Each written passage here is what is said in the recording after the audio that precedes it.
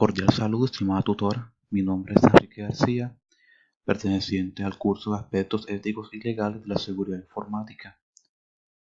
A continuación se abordará la violación de datos personales, las leyes vigentes en Colombia para este delito, los riesgos y enlaces a los que se encuentran expuestas las personas y las compañías, el impacto que genera en el caso de resultar ser víctima y las recomendaciones para evitar ser víctimas de este delito informático. Como definición, la violación de datos personales se refiere al acceso o manipulación no autorizado de eh, datos personales almacenados en medios digitales. Los datos pueden ser cualquier información relacionada con una persona identificada o identificable, tal como el origen racial o nacional, ideología, política, creencias religiosas o filosóficas, participación en sindicatos o trabajo, salud, asistencia social, vida sexual, cargos penales y sanciones, así como también la participación en asociaciones, etc. Las leyes vigentes en Colombia para este tipo de delitos es la ley 1273 de 2009. En específico, el artículo 269F, el cual se define como violación de datos personales, que establece que el que sin estar facultado para ello con provecho propio o de un tercero obtenga, compile, sustraiga, ofrezca, venda, intercambie, envíe, compre, intercepte, divulgue, modifique o emplee códigos personales, datos personales contenidos en ficheros, archivos, bases de datos o medios semejantes, incurrirá en pena de prisión de 48 a 96 meses y en multa de 100 a 1000 salarios mínimos legales vigentes.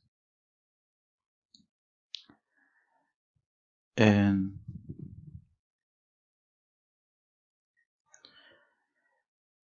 Desde el 2001, el terrorismo virtual se convirtió en uno de los novedosos delitos de los criminales informáticos, los cuales deciden atacar masivamente el sistema de ordenadores de una empresa, compañía, centro de estudio, oficinas oficiales, etc. La difusión de noticias falsas en Internet, como por ejemplo decir que va a explotar una bomba en un metro, es considerado terrorismo informático y es procesable.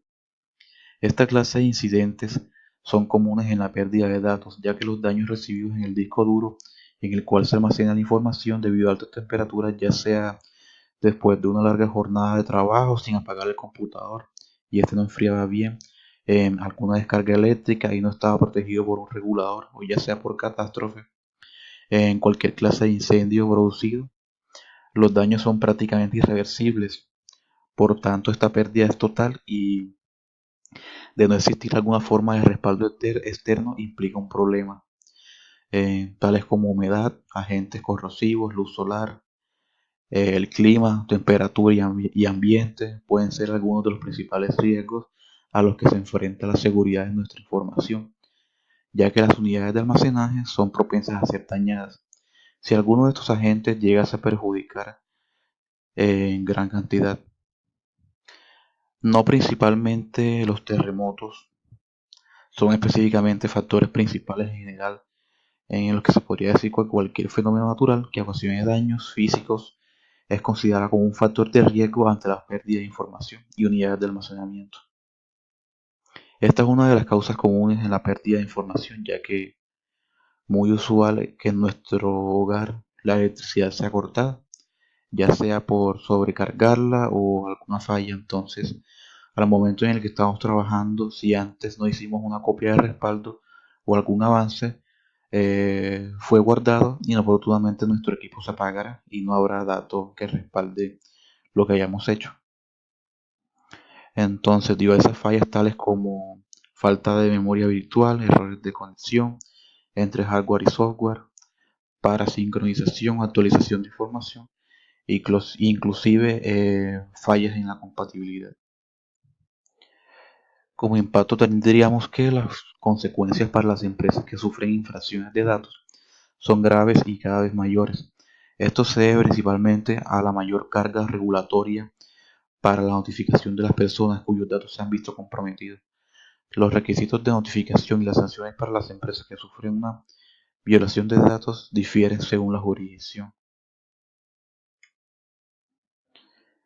Como recomendaciones para evitar ser víctimas, tendríamos principalmente que colocar contraseñas en los dispositivos para la seguridad de estos mismos, usar contraseñas más fuertes, las cuales incluyan expresiones regulares, mayúsculas y minúsculas y cualquier tipo de signo que pueda respaldar en mayor medida la contraseña. Se debe configurar la autenticación de dos factores o de dos pasos. Esto se ve mucho en las redes sociales y sirve demasiado, ya que no solamente necesitaría el atacante la contraseña para penetrar en este sistema, sino que debería tener acceso también al segundo paso de la autenticación.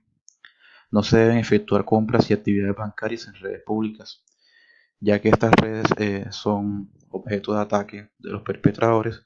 para acceder a los datos como contraseñas bancarias e información sensible del usuario. Se debe actualizar el software regularmente para reparar daños producidos en versiones anteriores que permitan a los atacantes acceder a este tipo de sistemas de información. Se debe usar una red Wi-Fi segura en la que el usuario final sepa que no hay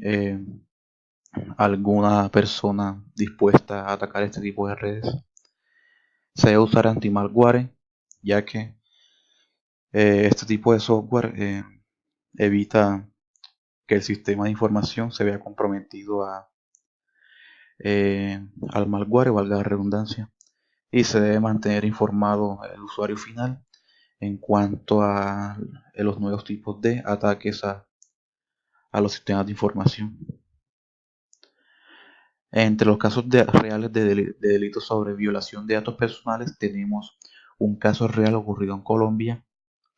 en el cual la captura se hizo en el municipio de San José del Fragua por el personal del CTI y la SIJIN en el departamento de Caquetá, tras recibir la denuncia de una mujer que manifestó el daño que le hicieron por la publicación de fotos o redes sociales. También tenemos un caso real ocurrido en España, en el cual una joven fue víctima de violación. Los perpetradores difundieron datos en multimedia a nivel de redes sociales. Estos datos personales de la joven, como su nombre y apellido o su dirección, han sido publicados en algunos medios digitales y en las redes sociales, donde además se ha podido ver fotos de la víctima, una imagen de su documento de identidad e incluso capturas del video grabado durante los hechos que tuvieron en los Sanfermines de 2016. Muchas gracias por su atención.